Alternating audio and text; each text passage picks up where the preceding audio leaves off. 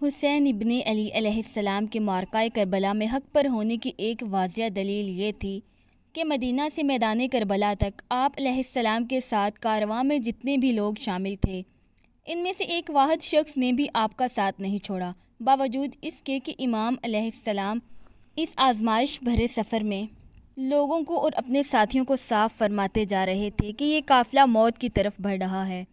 سفر کے دوران جب کارواں نے ایک مقام پر پڑاؤ ڈالا تو آپ نے چراغ بجھا دینے کا حکم دیا اور لوگوں کو اجازت دے دی کہ جسے واپس جانا ہے وہ اب بھی جا سکتا ہے، مجھے اس سے کوئی شکوہ نہیں ہے اور نہ ہی روز آخرت میں اس سے کوئی سوال کروں گا۔ مگر امام علیہ السلام کے ہر اصحاب کو شہادت قبول تھی، لیکن آپ کا ساتھ چھوڑنا قبول نہیں تھا، لہٰذا صبح ہوئی تو ایک شخص بھی رات کے اندھیرے میں نہیں گیا اور تمام حواری نے امام علیہ السلام کے ساتھ سفر کو جاری رکھا۔ امام علی مقام علیہ السلام کا قافلہ جہاں جہاں پڑاؤ ڈالتا، آپ رک کر وہاں خطبہ ارشاد فرماتے، یہاں تک کہ میدان کربلا میں بھی آپ کی اعلیٰ ظرفی کا عالم یہ تھا کہ آپ نے یزیدی لشکر کے سامنے اپنے نانا محمد رسول اللہ صلی اللہ علیہ وآلہ وسلم کے انداز بیان میں ایک لرزہ آمیز خطبہ دیا اور شامی لشکر کو حق قبول کرنے کی دعوت دی کہ شاید اب بھی کچھ لوگ راہ راست پر آ جائیں اور نبی صلی اللہ علیہ وآلہ وسلم کی اولاد کو شہید کرنے کے جرم عظیم سے۔ امام ابن جریر طبری نے امام حسین علیہ السلام کے اس خطبے کو اپنی تاریخ میں نقل کیا ہے جو آپ نے مقام ضیاء حسن پر اپنے اصحاب کے سامنے دیا۔ آپ نے فرمایا، تم لوگ دیکھ رہے ہو کیا حال ہو رہا ہے، دنیا بدل چکی ہے، پہچانی نہیں جاتی، نیکیاں روگردہ ہو گئی ہیں، اب صرف برتن کا دھون باقی رہ گیا ہے اور بدترین اور ناگوار زندگی ہے۔ کیا تم دیکھتے نہیں کہ حق پر عمل نہیں ہوتا، باطل سے پرہیز نہیں کیا جا رہا؟ مومن کو اب چاہیے کہ حق پر رہ کر خدا سے ملاقات کرے۔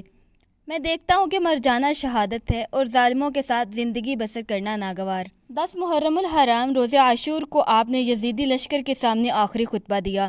اصحاب بیان کرتے ہیں کہ ایسا اعلیٰ خطبہ نہ ہم نے پہلے کبھی سنا اور نہ ہی اس کے بعد کبھی سنا گیا۔ امام ابن کثیر نے اس خطبے کو البدیہ میں نقل کیا ہے۔ امام علیہ السلام اپنے گھوڑے پر سوار ہو گئے، قرآن کریم کو اٹھایا اور اپنے سامنے رکھا، پھر قوم کی طرف رخ کیا۔ آپ ہاتھ اٹھائے ہوئے یہ دعا مانگ رہے تھے، اے اللہ، ہر مصیبت میں تیری ہی ذات پر میرا بھروسہ ہے اور ہر مشکل میں تو ہی میری امید ہے۔ پھر آپ کے شہزادے علی بن حسین علیہ السلام گھوڑے پر سوار ہوئے، وہ کمزور اور بیمار تھے۔ حضرت امام حسین علیہ السلام نے بلند آواز سے فرمایا، لوگوں، میں تمہیں ایک نصیحت کرتا ہوں، توجہ سے سنو۔ سب لوگ خاموش ہو گئے۔ امام علی مقام علیہ السلام نے اللہ کی حمد و ثنا کے بعد فرمایا، لوگوں، اگر تم مجھ سے نصیحت قبول کرتے ہو اور میرے ساتھ انصاف کرتے ہو تو یہ تمہارے لیے سعادت کی بات ہوگی اور تم پر میرا کوئی زور نہیں۔ اگر تم میری نصیحت قبول نہیں کرتے تو تم اپنے خود ساختہ معبودوں کے ساتھ مل کر سازش کو پختہ کر لو، پھر تمہیں اپنے فیصلے میں کوئی تذبذب باقی نہ رہے، پھر تم جو کچھ میرے خلاف کر سکتے ہو وہ کر گزرو اور مجھے مہلت نہ دو۔ بے شک میرا مددگار اللہ ہے جس نے یہ کتاب نازل کی ہے اور نیک لوگوں کی مدد کرتا ہے۔ جب آپ کی بہنوں اور بیٹیوں نے یہ سنا تو وہ بلند آواز سے رونے لگیں۔ اس پر آپ علیہ السلام نے فرمایا، اللہ تعالیٰ ابن عباس پر رحم فرمائے، اس نے مجھے مشورہ دیا تھا کہ اپنے ساتھ خواتین کو لے کر نہ جائیں اور معاملات درست ہونے تک آپ کو مکہ میں رہنے دیں۔ پھر آپ نے اپنے بھائی عباس علیہ السلام کو بھیجا تو انہوں نے ان خواتین کو خاموش کرا دیا۔ پھر آپ نے لوگوں کو اپنی فضیلت، نسب کی عظمت، مرتبے کی بلندی اور بزرگی بیان فرمائی اور آپ نے فرمایا، اپنے ضمیر کو ٹٹولو اور محاسبہ کرو، کیا تمہارے لیے مجھ جیسا شخص کا قتل کرنا جائز ہے اور میں تمہاری نبی کی بیٹی کا بیٹا نہیں ہوں؟ روئے زمین پر میرے سوا کسی نبی کی بیٹی کا کوئی بیٹا نہیں۔ علی میرے والد ہیں، جعفر میرے چچا ہیں، حمزہ سید الشہداء میرے والد کے چچا ہیں۔ میرے اور میرے بھائی کے بارے میں رسول اللہ صلی اللہ علیہ وآلہ وسلم نے فرمایا، یہ دونوں جنت کے نوجوانوں کے سردار ہیں۔ اگر تم میری بات کی تصدیق کرتے ہو تو میں سچ کہتا ہوں، اللہ کی قسم، جب سے میں نے جانا کہ اللہ جھوٹ پر ناراض ہوتا ہے میں نے جھوٹ نہیں بولا۔ اگر ایسا نہیں ہے تو رسول اللہ صلی اللہ علیہ وآلہ وسلم کے اصحاب سے اس بارے میں پوچھ لو۔ حضرت جابر بن عبداللہ، ابو سعید خدری، سہل بن سعد، زید بن ارقم اور انس بن مالک رضی اللہ تعالیٰ عنہ تمہیں اس بارے میں بتا دیں گے۔ تم پر افسوس ہے کہ تم اللہ سے نہیں ڈرتے۔ کیا یہ میرا خون بہانے سے تمہارے لیے رکاوٹ نہیں ہے؟ تو اس وقت شمر بن ذل جوشم نے کہا، وہ ایک کنارے پر کھڑا ہو کر اللہ کی عبادت کرتا ہے، مگر میں جانتا ہوں کہ وہ کیا کہتے ہیں۔ تو حبیب بن مظاہر نے کہا، خدا کی قسم اے شمر، تم 70 کناروں پر کھڑے ہو کر اللہ کی عبادت کرتے ہو۔ اللہ کی قسم جو وہ کہہ رہے ہیں ہم جانتے ہیں، اور بے شک تمہارے دل پر مہر لگ چکی ہے۔ پھر امام علی مقام علیہ السلام نے فرمایا، لوگو مجھے چھوڑ دو تاکہ میں ایسی جگہ لوٹ جاؤں جہاں میرے لیے امان ہو اور کوئی خوف و خطر نہ ہو۔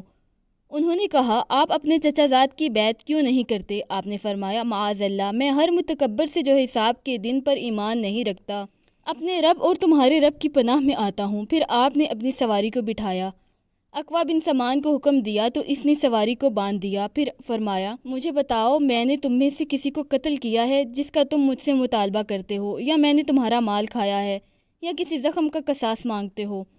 اس پر وہ لوگ خاموش ہو گئے۔ راوی کہتا ہے، پھر آپ نے بلند آواز سے پکارا، کیا تم نے مجھے نہیں لکھا تھا کہ پھل پک چکے ہیں اور درخت سبز ہو چکے ہیں؟ آپ ہمارے پاس تشریف لائیں۔ آپ ایک تیار فوج کے پاس تشریف لائیں گے؟ انہوں نے کہا، ہم نے ایسا نہیں کہا۔ آپ نے فرمایا، خدا کی قسم تم نے ایسا ہی کہا ہے۔ پھر فرمایا، لوگو جب تم مجھے ناپسند کرتے ہو تو مجھے چھوڑ دو تاکہ تمہارے پاس سے چلا جاؤں۔ تو قیس ابن الاشد نے کہا، تم اپنے چچا زاد کی بیعت کیوں نہیں کرتے؟ وہ تمہیں تکلیف نہیں دیں گے اور آپ کو اچھا پائیں گے۔ امام حسین علیہ السلام نے اسے فرمایا، تم اپنے بھائی کے بھائی ہو، کیا تم چاہتے ہو کہ بنو ہاشم تم سے مسلم بن عقیل کے خون سے زیادہ کا مطالبہ کریں؟ نہیں، اللہ کی قسم میں ذلیلوں کی طرح اس کی بیعت نہیں کروں گا اور نہ غلاموں کی طرح اس کو تسلیم کروں گا۔